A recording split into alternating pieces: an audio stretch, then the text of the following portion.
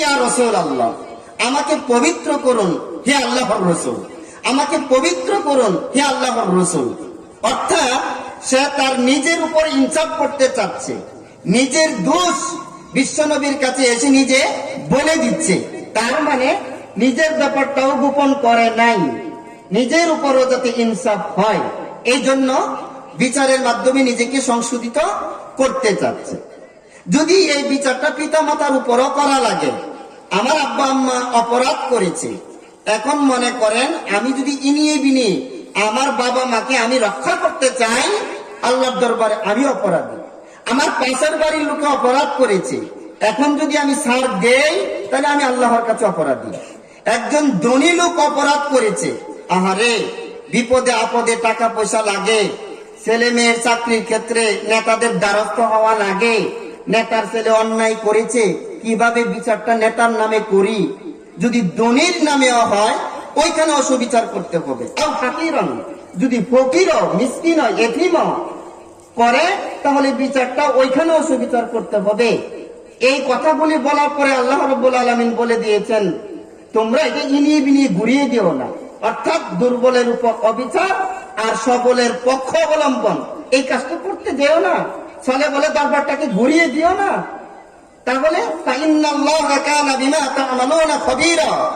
আল্লাহ এই সম্পর্কে পূর্ণ খবর রাখেন। এই ব্যাপারে একটি হাদিসে এসেছে, আম্মা জান আয়েশা রাদিয়াল্লাহু তাআলা আনহা থেকে বর্ণিত, তিনি বলেন, মান কানা ক্বাবলাকুম ইন্নামা হালাকা মান কানা ক্বাবলাকুম, নিশ্চয়ই তোমাদের পূর্ববর্তী জাতিগুলি হালাক হয়ে গিয়েছে, ধ্বংস হয়ে গিয়েছে। তারা কি করত? আন্নাকুম কানু ইউকিমুনাল হাদ্দা আলাল আদি, আগেকার লোকেরা দুর্বলে যদি অপরাধ করত বিচারটা কড়ায় গন্ডায় করত।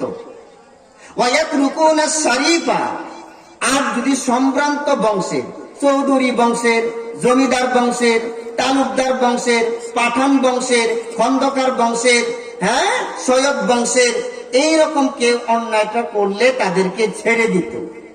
আর যদি কুলি মজুরের ভিতর থেকে কেউ অন্যায় করত তার বিচারটা ঠিকই 100 থেকে 100 করত।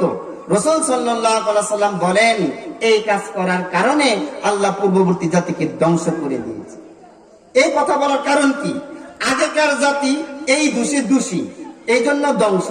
এখন যদি আমরা এই দোষী হই তাহলে কি আমরা ধ্বংস হব না? কথা বলে না, ধ্বংস হব না? আমরা কি ধ্বংস হব না? অলরেডি অনেক আগেই হয়েছি, অনেক আগেই হয়েছি। রাসূল সাল্লাল্লাহু আলাইহি ওয়াসাল্লাম বলেন, ওয়াল্লাযী নাফসি বিয়াদিহি লাউ আন্না ফাতিমাতা বিনতে মুহাম্মাদিন লাকাতাতু সারাকাত ইয়াদাহা, আমার মেয়ে ফাতেমাও যদি চুরি করে, আমি রাসূল হয়ে, আমি মেয়ের বাবা হয়ে আমার ফাতেমার হাত দুটি কেটে দিতে বিন্দু মাত্র দ্বিধাবোধ করব না। তাহলে বোঝা গেল আমি হুজুর হয়েছি তাতে কি হয়েছে, আমি যদি অন্যায় করি আমারও বিচার করা লাগবে দরাবান্দা ফাজিল মাঠে। আমার আব্বা আম্মা যদি অপরাধ করে তারও বিচার করা লাগবে দরাবান্দা ফাজিল মাঠে। আমার প্রতিবেশী যদি অন্যায় করে তাও বিচার করা লাগবে দরাবান্দা ফাজিল মাদ্রাসা মাঠে। কোন নেতা যদি অন্যায় করে তারও প্রকাশ্যে বিচার করা লাগবে দরাবান্দা ফাজিল মাঠে। আব্দুল কাদির মোল্লার মতো কোন ধনী লোক যদি অন্যায় করে তারও বিচার করা লাগবে প্রকাশ্যে ময়দানে। কোন ফকির যদি অন্যায় করে তারও বিচার করা লাগবে প্রকাশ্যে ময়দানে।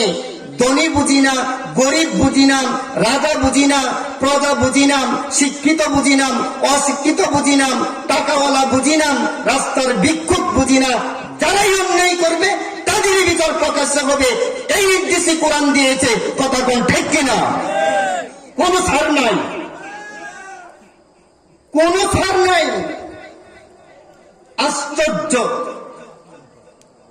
এই পৃথিবীতে আল্লাহ রাব্বুল আলামিন আমাদেরকে পাঠিয়েছে, ওয়াকাযালিকা জাআলনাকুম উম্মাতান ওয়াসাতাল লিতাকুনু শুহাদাআ লিল্লাহ আলান নাস ওয়া ইয়াকুনার রাসূলু শাহীদান আলাইকুম।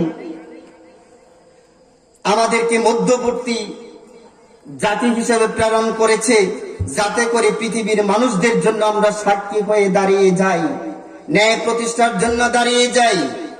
লক্ষণীয় বিষয় হচ্ছে রব্বে কারীম ইয়া আইয়ুহাল ইহুদা বলে নাই, হে ইহুদি তোমরা ন্যায়ের জন্য দাঁড়িয়ে যাও, এই কথা বলে নাই।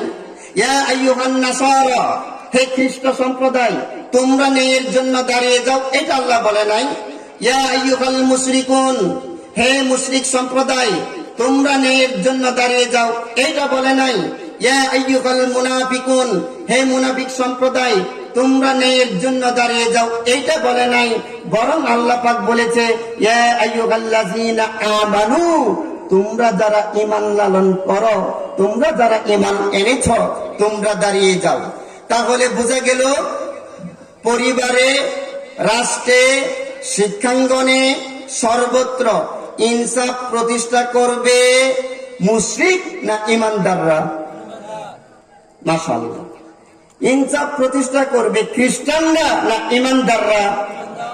এটা কি শুধু এই দরাবান্ধা দিঘির পারের জন্য কথা নাকি গোটা দুনিয়ার জন্য কথা? মাশাআল্লাহ, এই পয়েন্টে থাকবেন। আল্লাহ রাব্বুল আলামিন ইনসাফ প্রতিষ্ঠার জন্য ঈমানদারদেরকে আদেশ দিয়েছে। আল্লাহ রাব্বুল আলামিন 5 নম্বর সূরা মায়েদার 8 নম্বর আয়াতে বলেন ওয়ালা ইয়াজরিমান্নাকুম শানাআনু মিন কওমিন, যদি তোমাদের শত্রু সম্প্রদায়েরও কেউ ইনসাফ পাওয়ার ক্ষমতা রাখে তাহলে শত্রু পক্ষের উপরও ইনসাফ করতে হবে। যেমন দাদার আমল থেকে ওই গোষ্ঠীর সাথে আমার ঝগড়া, নানার আমল থেকে ওই গোষ্ঠীর সাথে আমার ঝগড়া।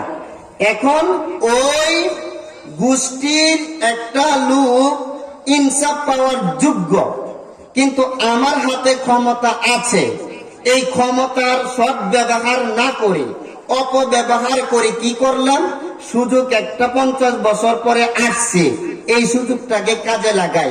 ইসলাম বলেন না। হতে পারে তোমার শত্রু সম্প্রদায়ের লোক, তাকে ন্যায় বিচার পাওয়ার অধিকার রাখে, সেও ন্যায় বিচার পাওয়ার ক্ষমতা রাখে। সুবহানাল্লাহ। ইসলামে কোন কম্প্রোমাইজ নাই, সব আল্লাহ ভেঙে ভেঙে বলে দিয়েছে। প্রিয় উপস্থিতি, ইনসাফ কায়েম করবে ঈমানদাররা, অন্য কেউ নয়। তাহলে ইনসাফ প্রতিষ্ঠা করতে হলে আমাদেরকে দাঁড়িয়ে যেতে হবে। এখন আসুন ইনসাফ কি? ইনসাফ কি? আমরা ইনসাফ কি? ন্যায় বিচার, সমান সমান। মনে করেন ওই যে